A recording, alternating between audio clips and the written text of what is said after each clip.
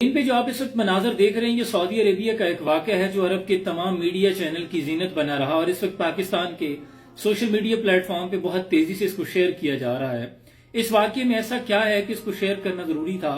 جس پہلو نے مجھے مجبور کیا کہ اس پہ ویڈیو بنائی جائے وہ اس کا آخری نقطہ ہے جو بہت خوبصورت ہے۔ واقعہ کچھ یوں ہے کہ سعودی عرب کے تاریخی شہر نجران سے تعلق ایک شخص محمد بن مرسل سے کسی موقع پر زبانی تلخ کلامی کی وجہ سے اپنے کزن کا قتل ہو گیا۔ اب عدالت نے ان کو قید کر لیا، کافی دیر یہ قید میں رہے۔ بالآخر عدالت نے یہ فیصلہ سنایا کہ اس قتل کے قصاص میں ان کی گردن اڑا دی جائے، یعنی سزائے موت سنا دی گئی۔ اب مقتول کے جو ورثہ ہوتے ہیں شرعی طور پر ان کے پاس یہ حق ہوتا ہے کہ وہ یا تو اپنے قتل کے بدلے میں دیت لے لیں یا پھر فی سبیل اللہ معاف کر دیں۔ اب یہاں جو محمد بن مرسل ہیں جن سے قتل ہوا تھا، ان کے قبیلے آل رزق کے بڑے بوڑھے بزرگوں نے، اکابرین نے، شیخ نے، بچوں نے، نوجوانوں نے یہ فیصلہ کیا کہ ہم جو قتل ہوا ہے آل سنیج کا بندہ، ان مقتول سے جا کر درخواست کرتے ہیں کہ وہ ہمیں دیت لے لیں یا جو بھی رقم وہ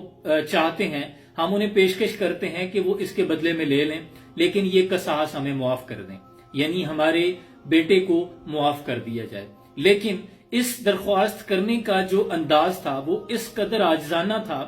کہ آل رزق جو محمد بن مرسل جن سے قتل ہوا تھا، اس کے تمام شیخ، بڑے بوڑھے بزرگوں نے اپنی اکالیں، اپنی چادریں، اپنے جبے اور تمام وہ اشیاء جو عزت کی حامل ہوتی ہیں اپنی دستاریں اتار کر اس قبیلے کے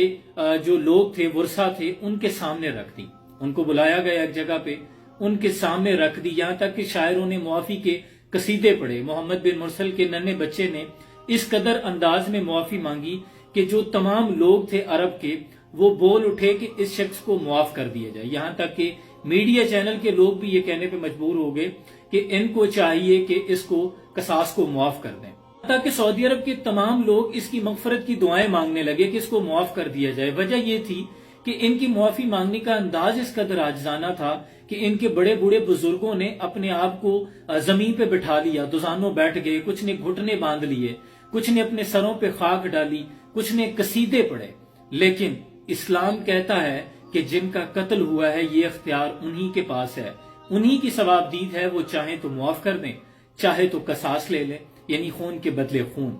لیکن وہ جو مقتول کے ورثہ تھے انہوں نے نہ تو جو رقم پیشکش کی جا رہی تھی اسے بھی ٹکرا دیا اور نہ ہی معافی قبول کی۔ انہوں نے کہا کہ نہیں، ہمیں اپنے قتل کا قصاص چاہیے۔ لیکن قانون کی خوبصورتی یہ ہے کہ وہاں کے قانون کے مطابق جو اسلام کا قانون ہے کہ ہر چھوٹا اور بڑا برابر ہے۔ مقتول کے ورثہ نے جو کہا قصاص لینا ہے تو عدالت نے اس پر پھر عمل درآمد کروایا۔ 20 ستمبر کو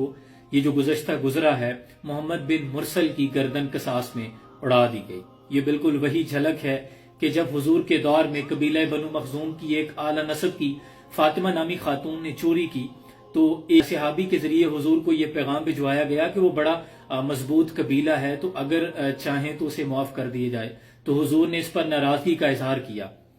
خاتم النبیین پیغمبر مصطفیٰ صلی اللہ علیہ وسلم نے فرمایا اگر اس کی جگہ میری بیٹی فاطمہ بھی چوری کرتی تو میں اس کے بھی ہاتھ کٹوا دیتا۔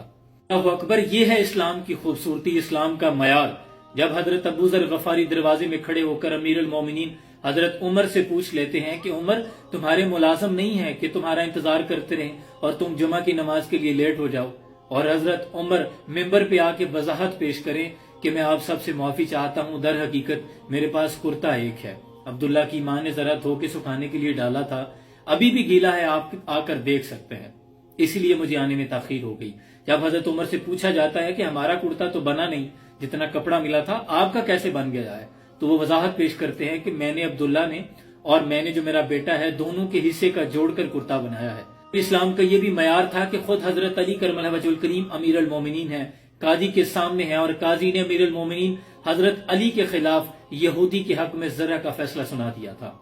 اور حضرت علی کرم اللہ وجہ الکریم نے ایک قاضی کو جب اپوائنٹ کیا، پھر خود اسے معزول کیا، تو اس نے اپنی غلطی پوچھی، یا امیر المومنین میری غلطی کیا ہے؟ تو حضرت علی نے فرمایا کہ میں نے سنا ہے کہ تمہاری آواز تمہاری عدالت میں سائل کی آواز سے زیادہ بلند ہو جاتی ہے۔ اللہ اکبر! یہ اسلام کے عدل کا معیار تھا، یہ تھی وہ روایات جس پر اسلام کو اللہ نے عزت بخشی۔ صد افسوس کہ اس وقت تو بالکل اس کے برعکس ہو رہا ہے۔ یہاں کمزور کے لیے تو قانون ہے لیکن بڑوں کے لیے کوئی قانون نہیں، وہ جو مضبوط ہیں۔ پیچھے کی طرف اگر دیکھیں تو پھر تو رشک آتا ہے،